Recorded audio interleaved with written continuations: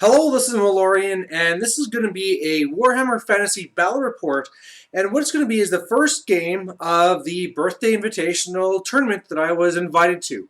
Now, what this game was all based around was one where you had to trade back and forth whose general and BSB took effect. So basically, at the start of the game, you each rolled a dice, and whoever won, one person would be having their general BSB taking place in the even side and the other players are in the odd side. So it's really going back and forth. And so really for an army that is high leadership, no big deal. If you have low leadership, it is a big deal. Otherwise, for this one, you're deploying like meeting engagement, but you don't roll for guys starting off the board. Everything just starts. Now, what I had going into this game was an interesting set of partner and opponents. For my partner, I had a Skaven partner. Now, I just said leadership is a big deal, and it's a massive deal for Skaven. So, whereas Super Orc would just love to fly out there and go and fight and, screw you guys, I'm going to go kill that thing over there. Well, all of a sudden, I need to start worrying about the leadership for the Skaven. So this is going to be kind of an interesting pairing. He really has a whole bunch of guys. I'll cover the list more when we're looking at the pictures. But yeah, just a ton of dudes. He has a Gracier, though, which is going to be awesome. Actually give us some magic. But really, he has all the dudes, and I have all the shooting and magic, and I have all the combat stuff. So it's going to be an interesting thing coming together there. On the other side, it's going to be an alliance of High Elves and the Ogres. Now, the Ogre player I hadn't met before, but the High Elf guy is the guy where, oh, did I have a grudge to have against this guy? Because he's the one where I went into a tournament last year. I was ready to kick some serious butt, and then he came on with his Dragon Princes. My Black Orc slammed into them, ready to take all those points, and I forgot about the Flaming Banner and their resistance. This is back before the update. I hadn't seen them in a while. I looked like a bloody, dunce in that game, and so I couldn't wait to have another, rematch against him. So hopefully I'll get to kill off some of his high elf stuff, although now he has a couple of interesting tricks, and overall, I mean, we'll have to see what happens, but it's going to be fun either way, so enjoy.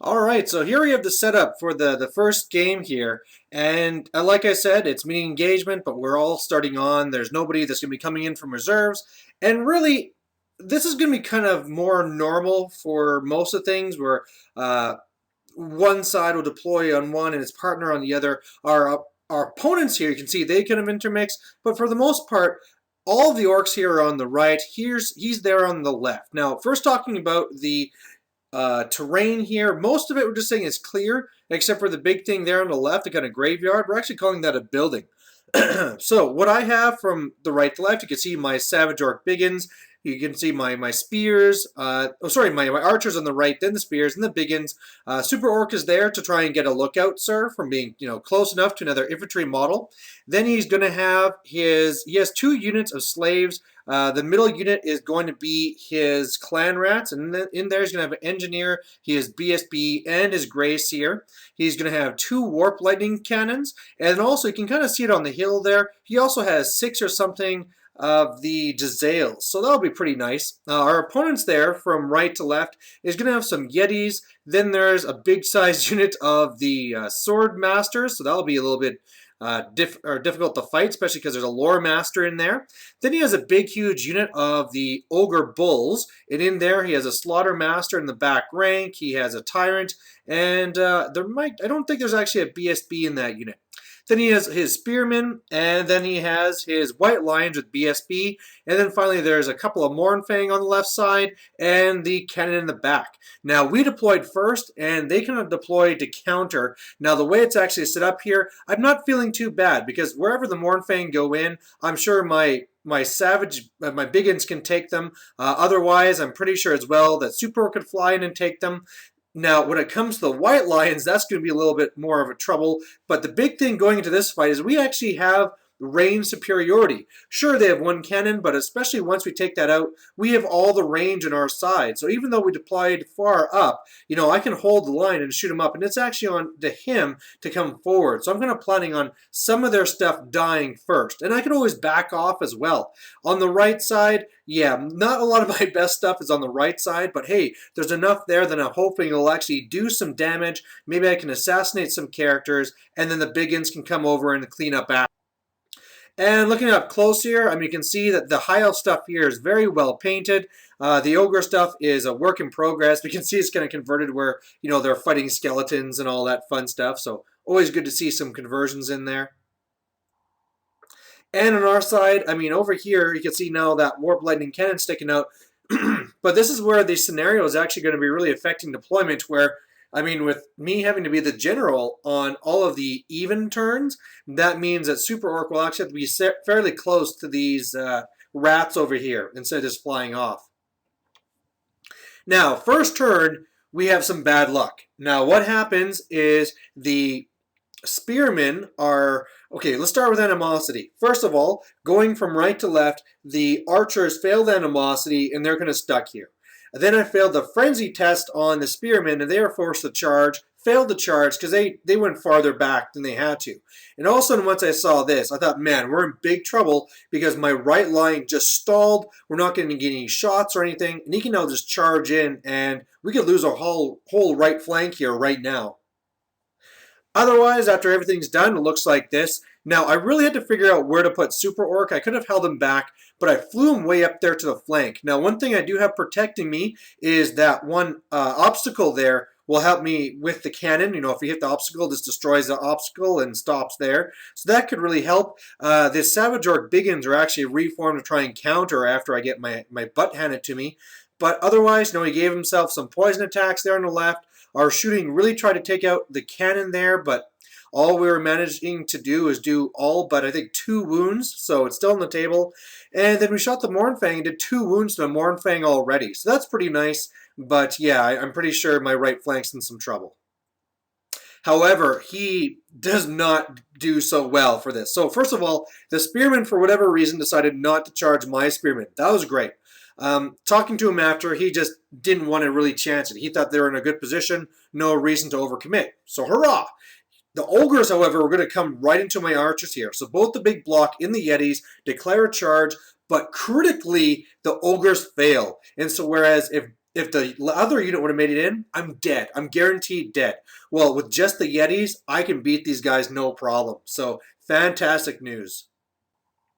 Over here, he sends the Mournfang into the unit here, and I can see the little engineer was sneaking out to do some funny business. But basically here, this is no big deal because he has poison attacks, he's already lost 2 wounds, and I can always flank as needed. So at the turn, it looks like this. I did quite a lot of wounds to the Yetis. He's left on 1 wound on one of the guys there now, but he rolled really well for his break test and didn't run away, so that's awesome. He did a swift reform with his sword masters because a lore master wanted to try and kill the mind of my guy there, but luckily that failed. I believe this is the turn here. Not sure. No, I don't think it's yet. Let's save that. But otherwise, in the Mournfang combat, nothing happened. And then the cannon shot at us and really didn't do too much. So everything's going well so far. Now over here, we do some big charges. So the Savage Orc Biggins, they go to the flank of the Mournfang. I'm sure they're toast. What I'm also going to do here is I'm going to send in Super Orc and the Spears into the Spearmen. Now, I know I'm going to be taking my lickings, but my hope is I'll be able to kill enough to take away this Steadfast. If nothing else, I should win combat, and if he does flank me and I break, Super Orcs should be fast enough to get away. Then what happens here is that the white lions are in our grill and dangerous. My Skaven opponent or partner here goes and reduces their toughness by 1, which is always nice.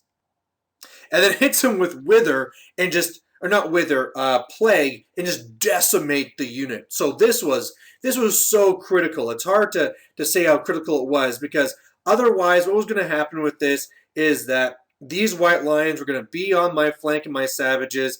I was going to go and have to take my lickings. And because one of the things I did when I did this is I thought, okay, I'll kill those guys and then reform, but I forgot I was going to be forced to overrun. So I made a tactical blunder, but luckily my partner now made up for it. Because, I mean, at this point, I don't care if these guys charge in. And then another thing that happened is that that engineer, what he's done here is that he had the one unit go into the building. He has all those characters there. He fires the Doom Rocket at the White Lions, but rolls a few extra dice. And so what happens is that it goes over and goes in between the Ogres and the Spearmen, killing 5 of the Spearmen about, and doing some wounds to the Ogres as well. So doing pretty good here so far. Otherwise, over here, I think I just did this picture to show Super Orc ready to kick some butt. And I mean, I just love this guy. I mean, I can't stress enough how much joy comes to me every time I get to put this guy on the table. And I mean, I wish more guys would do stuff like this, because it's just fun. So after everything's done, I kill all the Yetis, so that's good. He shoots into the white lines with the Zazales, and he kills a guy there, so there's just the one now. We try and kill off his cannon again, and one of ours explodes and is gone, and the other Warp Lightning Cannon fails to wound, I believe it is, so that was unfortunate. Otherwise, you can see the Mournfanger wiped out. The Spearmen, I did pretty good, but yes, Super Orc needed to kill one more to take away Steadfast. So I can't remember what the rolls were, but I remember there was something that was like, just if one more, I would have done it. So that was kind of unfortunate, but again, I'm happy with the work we did this turn. His turn, he sends the Ogres into my Orc Archers, and yeah, I'm sure my guys are all dead. I'll be lucky if I can do a few wounds here. And at the end of the turn, it looks like this. So the White Lions kind of take off the... Okay, now this is kind of weird. Obviously in the bottom, he goes and he beats up my savages. I do like a couple of wounds, and then that's it. So that was unfortunate. What happened on the other side is that I beat up his Spearmen, they break, and then when I overrun, the Spearmen go into the Swordmasters, and Super Orc, he tried like just ditching and running away with his last white line, his BSP, to preserve points, but now what's going to happen is I overran into the white line, he should be no problem, and then I can overrun into the BSB. And what I can also do is, depending on the way that I do these combats, is that I could always do the Swordmaster one first, I'll lose, they'll overrun, they'll hit the white lion, and then, you know, I don't have to worry about that, and then I can maybe overrun past it. It really depends on the angles. But otherwise, again, I'm just loving the way this is looking right now. We're doing fairly well. And here's just a little bit of a close-up of this fight here. And yeah, I mean, what this is actually is going on here is we had Plague go off again. So he does into the Swordmasters, kills a bunch of them, kills some of my savages. But you know what? I don't care. You know, this is the big thing I want to see is his guys being killed, because my Spearmen were going to die anyway. So cutting his guys in half was amazing. Otherwise, this was the Cascade, which could have been really bad, but luckily we weren't sucked into the warp, and I mean, some rats die, but who cares about that? So this was kind of interesting, because what happened here was that we did the fight, and first of all, for the shooting, I didn't even need to overrun into the BSB because the Jezzail shot him down. So that was fantastic work. But then, for whatever reason, I mean, we didn't really look at it. I didn't think that these guys would be in, but they got in. So here I am. I'm now going to be fighting these Sword Masters as well, but I'm not too worried because I'm pretty sure I can beat both these guys. And what happens is that I challenge, I kill the champion or whatever it is, but yeah, Super Orc will be able to beat these guys in the long run, I'm sure. So at the end, it looks like this. And yeah, pretty much the big ends have turned around. They took a flank shot from the cannon at some point and lost a bunch of dudes, so that's not so great. But they just want to get over there and kill some ogres. So on his turn, the ogres turn around to face me, and he does like the big wah thing to me, or whatever, the maw rather, and kills more of my guys. Now this is starting to look a little bit dangerous. I'm under 30, but I'm still sure that with the number of ogres he has, I've seen this fight before. I know the numbers. I should be able to take these guys down. So otherwise, at the end here, yeah, he challenges with the Lore Master. I paste the Lore Master. They break. I run them down. So yeah, Super Orc is just cleaning up these guys now. It's wonderful when this is working together with him reducing the units and then me finishing them off. And otherwise, we have some rats going around to get to the cannon. And yeah, there's just not much stuff left now. So on the turn here, the savages and ogres are going to have their fight. And I mean, he per model has 3 strength 4 attacks. I have 3 strength 5 attacks. It's just a numbers game. And when it's all done, we pretty much decimate everybody. Sorry, that wasn't a tyrant there. That was actually the BSB. So when they broke, the BSB died. And it's just the Slaughter Master now. And it's like I said, it's a numbers game. Ogres are big and scary. Savage Orc Biggins, even scarier. Otherwise, Super Orc comes over here to face this cannon, because I know that if he goes over to charge the slaves, then I'll be within the leadership bonus, because I am going to be their general for this turn, and then I can always charge in a later turn. Over here, the Slaughter Master rallies. I charge in, and we know how this is going to go. And over here, yeah, he charged into this Skaven here. Did really poorly for rolling, and then I just charge in with Super Orc and destroy it. And that's a tabling. So there you go, a big win for Team Evil. In fact, it was going to be a massacre win. And yeah, I mean, one of the things that came from this, I mean, sure, the scenario kind of forced Super Orc that one turn to be near the slaves and stuff to make sure they're not going to be losing that good leadership and all these things. And we had to play around with that. But really, our armies meshed together very well. The fact that he got to take over the shooting and the magic, and I could just come over and finish things off. Although in the end, I mean, sure, I have Super Orc and the Savage Orc Biggins, which are good in combat, but really the Spears and the Archers, unless I'm fighting something minor like the Yetis, there's only so much they can do. The real punch there is with those 2 other units. Now, one of the things that did come up is because of the way we had to deploy, where we deployed everything first and then second, they really got to take advantage of that and set up those things. I mean, obviously, if we could have mixed these units together, have some more slaves where we'd need them to tie big units up, that would have gone a lot better. But overall, hey, the game plan worked. Really, it could have really turned very hard if those white lions would have got into the flank of the savages. And that was a real tactical mistake I made during the game. I haven't been playing my orcs for a while, and so the whole idea that, oh yeah, I beat something, I had to overrun, I can't just reform, that was a oops big moment. But luckily, thanks to my partner there, was able to pull off the Wither and the Plague, decimate those white lions, and whereas one thing could have harshly come up against us, everything was fine again. So that was good news. One of the things that also came from this is me just realizing how my army was going to work as a whole. Because with everything having frenzy, this was going to mean I was going to have to always deal with animosity, always deal with frenzy checks, always be immune to psych. So if somebody charges me, I have to take it. I can't flee or anything like that. Sure, it'll be nice. I'll be ignoring fear and panic and stuff like that. But again, also, if I charge in, I'll have to pursue or overrun and stuff like this. So that's going to be kind of an issue. And really, once I put it down, I'm going to be very careful because a lot of choices will just be out of my hands. And then again, this is a fun tournament, so hey, let them go crazy, right? So there you have it, a really big win. And one of the things that's awesome is by winning this game, now one of my core units gets a Vanguard in the next game, and so my Savage Orc Biggins, I can't wait to Vanguard those guys. So there you have it, a win for Team Evil, and Game 2 will be coming up right away. Bye.